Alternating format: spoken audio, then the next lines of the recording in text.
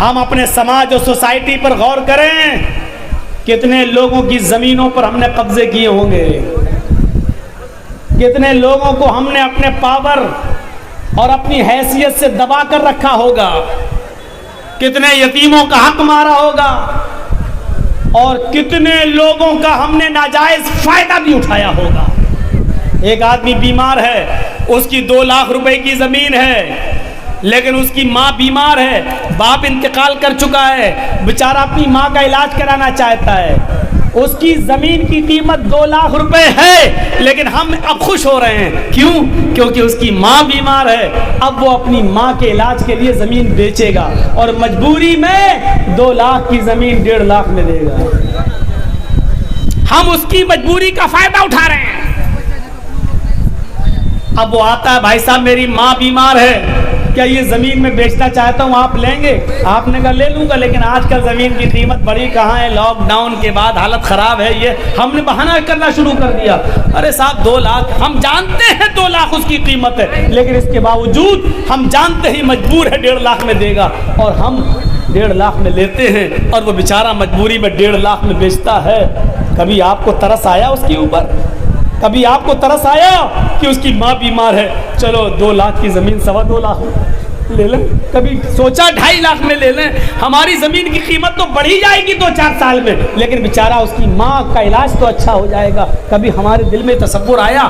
نہیں، 2 لاکھ کی زمین کو 1.5 لاکھ کی زمین میں خریدنے والوں، اللہ کی قسم امانت میں خیانت بھی یہ بھی لکھی جائے گی۔ آپ یہ مت کہیے کہ اس نے تو اپنی خوشی سے دیا ہے، وہ راضی تھا، اس نے تو سودا طے کر کے دیا ہے۔ نہیں، آپ کو معلوم ہے 2 لاکھ کی زمین ہے، وہ 1.5 لاکھ میں مجبوری میں دے رہا ہے، اور آپ لے رہے ہیں، آپ امانت میں خیانت کر رہے ہیں، آپ 50,000 روپے کا ڈاکہ ڈال رہے ہیں۔ آپ یہ سودا خوشی کا نہیں مانا جائے گا، شریعت کے دائرے میں یہ سودا خوشی کا نہیں مانا جائے گا۔ یہ چودھریوں سن لو، اور گاؤں کے ساہوکاروں، غریبوں کی غربت کا فائدہ اٹھانے والوں، مجبوروں کی مجبوری کا فائدہ اٹھانے والوں، بچو گے نہیں قیامت میں۔ وَالْعَصْرِ إِنَّ الْإِنسَانَ لَفِي خُسْرٍ، زمانے کی قسم روئے زمین پر جتنے بھی لوگوں کو تم دیکھ رہے ہو، سب نقصان ہی نقصان کے اندر ہیں، سر تا پا نقصان میں ڈوبے ہوئے ہیں، سر سے لے کر پیر تک یہ سب نقصان میں ڈوبے ہوئے ہیں، کوئی بھی فائدے میں نہیں ہے۔ ایک ایک دن کر کے انسان کی زندگی جو جو گزرتی جا رہی ہے، وہ اپنی قبر کے، اپنی جنت یا جہنم کے قریب ہوتا جا رہا ہے۔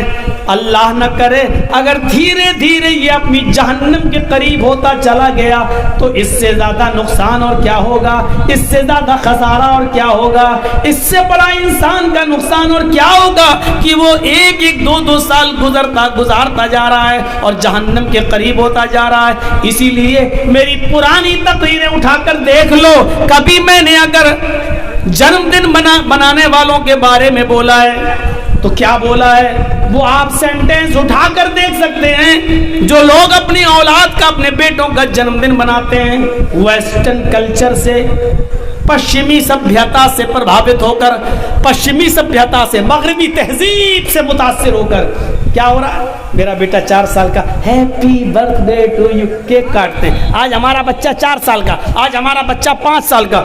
میں نے ٹنکے کی چوٹ پہ بنگال کی دھرتی پر کہا ہے، اور ادھر بھی کہہ دوں، بنگال میں زیادہ بناتے ہیں، نہیں مانے، بہت بڑی پریشانی ہے۔ اتنی بڑی بات کہی کہ کلیجے دیکھو، گردے دیکھو کتنے مضبوط ہیں دل، قرآن کی آیتیں پڑھی جا رہی ہیں اور بول رہے ہیں، مثالیں دے دی ہم نے کہ صحابہ کرام ہاتھ کا پنکھا نہیں اٹھا کے جلتے تھے، سر پہ بیٹھی ہوئی مکھی نہیں اڑاتے تھے۔ کیا امید رکھیں ایسی قوم سے؟ تو سنیے میرے بھائیوں، میں عرض یہ کر رہا تھا، دیکھیے انسان دھیرے دھیرے کہاں جا رہا ہے، کتنا قریب ہوتا جا رہا ہے۔ آخری عمل انسان کا جو ہوگا اس پر، بچوں کا جنم دن منانے والی بات میں نے کہی تھی، بنگال کی دھرتی پہ کہی تھی، ڈنکے کی چوٹ پر، میں نے کہا تھا کہ جو باپ اپنے بیٹے کا جنم دن مناتا ہے یقین مانیے اس سے بڑا پاگل کوئی باپ نہیں ہے. میں نے پاگل کہا تھا اس کو. ادھر بھی ہوں گے کیک کاٹنے والے. آج کے دن میرا بیٹا پیدا ہوا تھا 25 اکتوبر کو. آج 8 سال کا ہو گیا, آج 6 سال کا ہو گیا. اللہ کے نبی فرماتے ہیں جب تمہارا بیٹا زبان کھولے تو اس کو اللہ اس کی زبان سے نکلواؤ. جب بولنے لگے تو اس کو لا الہ الا اللہ سکھلاؤ. جب 7 سال کا ہو جائے تو اس کو نماز کا حکم دو.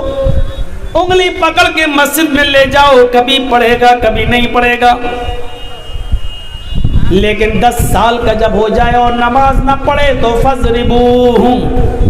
10 سال کے بعد تمہاری ڈیوٹی ہو جاتی ہے کہ مار مار کر اس کو مسجد میں لے جاؤ. اب تمہاری ذمہ داری بن جاتی ہے.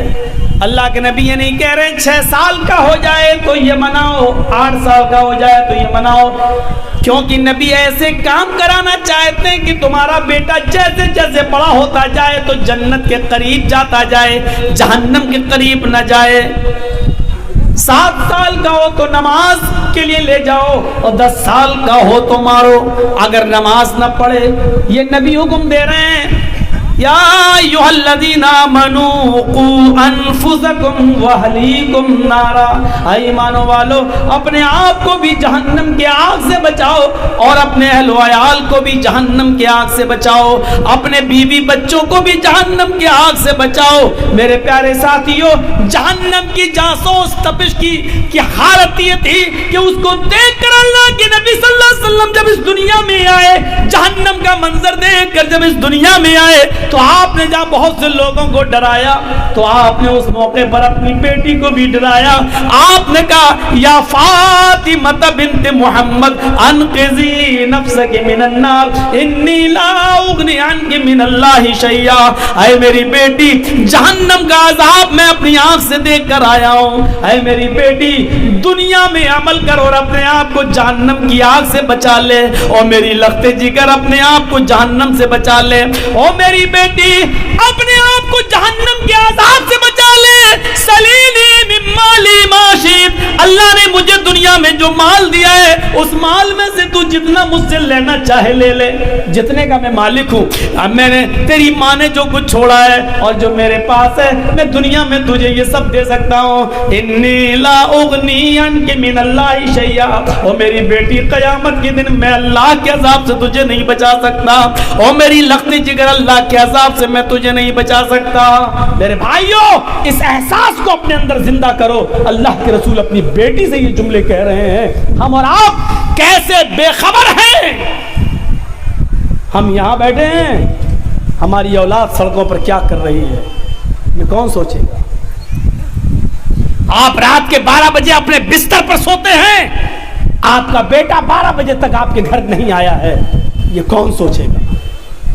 آپ 2000 کا موبائل چلا رہے ہیں, آپ کا بیٹا 18,000 کا اینڈرائڈ موبائل چلا کر پورا 2 GB جیو اور ایئرٹیل میں ملنے والا پورا ڈاٹا ختم کرتا ہے. یہ ڈاٹا کس چیز میں جاتا ہے, اس کا ذمہ دار کون ہے, یہ کون حساب لے گا اپنی اولاد سے,